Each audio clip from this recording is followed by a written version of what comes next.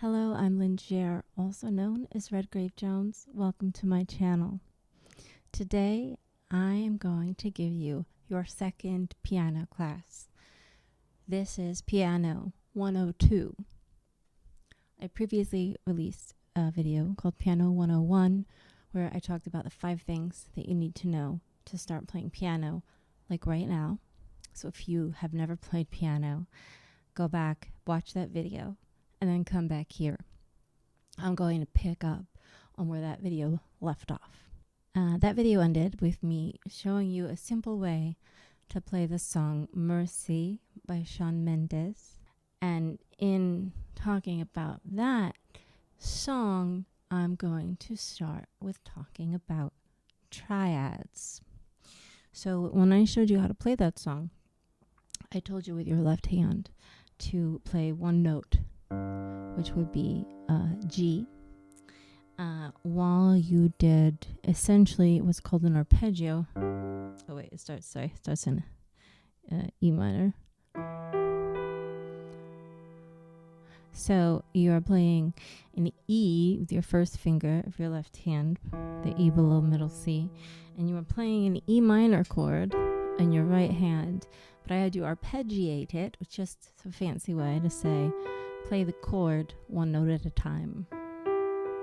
And then we moved to G. Then we moved to B minor. And so that's just a super simple way to play the song. It's just one part of the song, but it's mostly just those chords. So I didn't really go into what exactly these chords are, what a triad is. Triad is simply a 3-note chord. Think about tricycle, triangle, 3 things, right? So yeah, triad is a 3-note chord. And in this case, there's different kinds of triads. You have major triads, minor triads. You could have a diminished triad. You can have an augmented triad. We are just dealing with major and minor triads. So the first thing you need to know is that a triad, the first note of the triad is called the root. It's usually the name of the triad. So right now I'm playing a G chord, G triad. So G, I'm playing with my first finger of my right hand. That is the root. The third of the triad is the B. I'm playing that with my third finger. And then the third note I'm playing is called the 5th, which I'm using my pinky to play a D. And the reason why it's called the 1, the 3, and the 5, and not say the 1, the 2, and the 3, is because these numbers are associated with the scale that the chord comes from. So this is music theory stuff, which I adore, and I'm going to be having more videos on. But for today, just know that you have the 1, the 3, and the 5. So initially, when I taught you this song, like I said, I kept it pretty simple. Right? So we build from here with this style of playing, which is improvisational, right?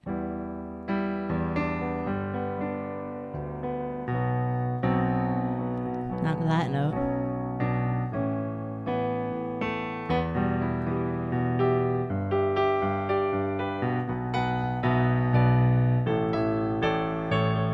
So I'm just improvising, but this is where it all comes from, is from the chord. So the chord will tell me what notes will sound good.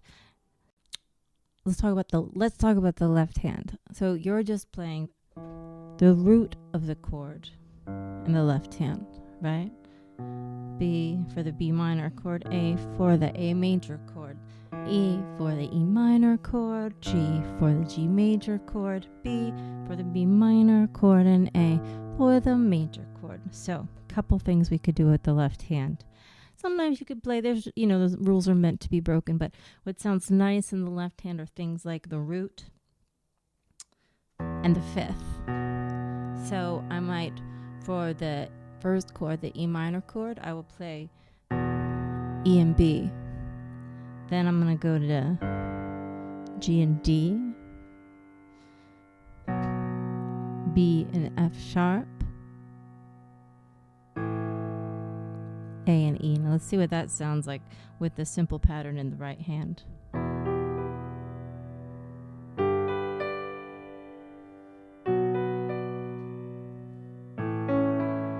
So it already gives it a little more meat. So with the right hand, so I decided already I like that A with the E minor. Now there's like theoretical reasons why. Okay, music theory simply explains why we like what we hear. It explains why things sound the way they do, and usually why things are either pleasing or not. So I know that this A is nice. I know it's the fourth of the chord, and the fourth often sounds nice. So I could start with the... sorry, I keep forgetting where I'm at.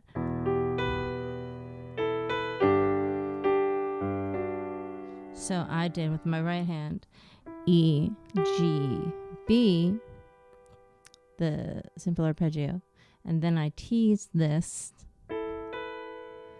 It's a little advanced if you haven't been playing long. I played A and E at the same time, and now I'm gonna switch to G. Now notice I did something a little different with the G in my left hand. This also sounds nice. I've got a octave, which is simply you start with the one note, in this case the root, and then the octave is the next note, either above or below. And I'm the fifth. Always sounds nice.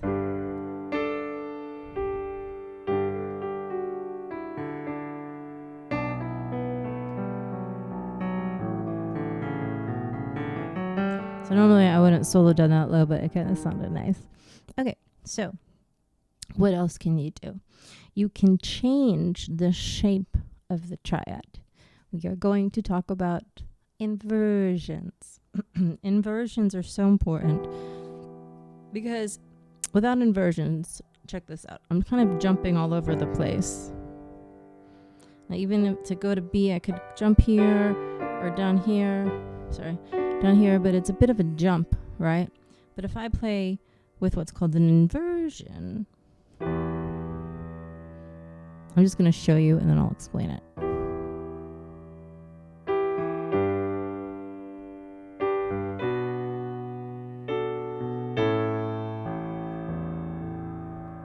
So an inversion is playing a chord, but in a different position. So this is root position.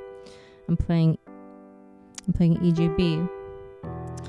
So if I play, with an inversion, you simply move the E to the top. So now I've got G,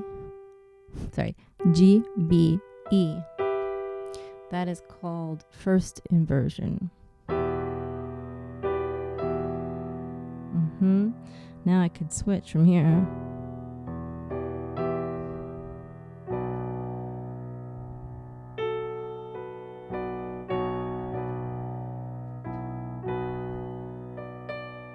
Yeah.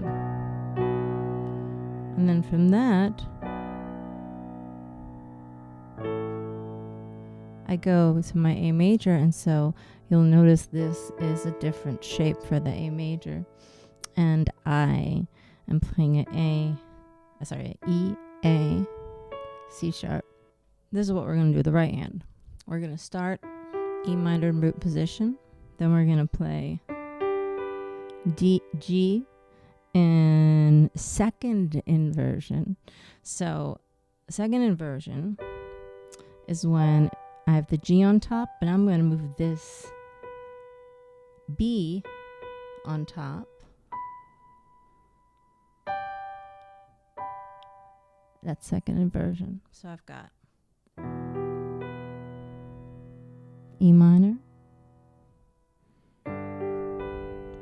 G, second inversion. Now look, I barely have to move for this B minor. D, F sharp, B, C sharp, E, A. So this is the next step. Play around with octave. So you could just do an octave by itself too. It still sounds cool.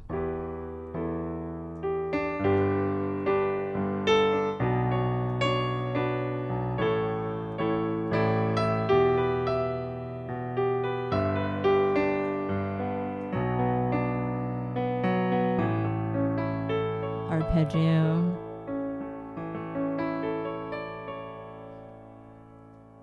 I hope this video was helpful to you. If you have any questions or comments, leave them in the comment section below. If you like this video, please like it.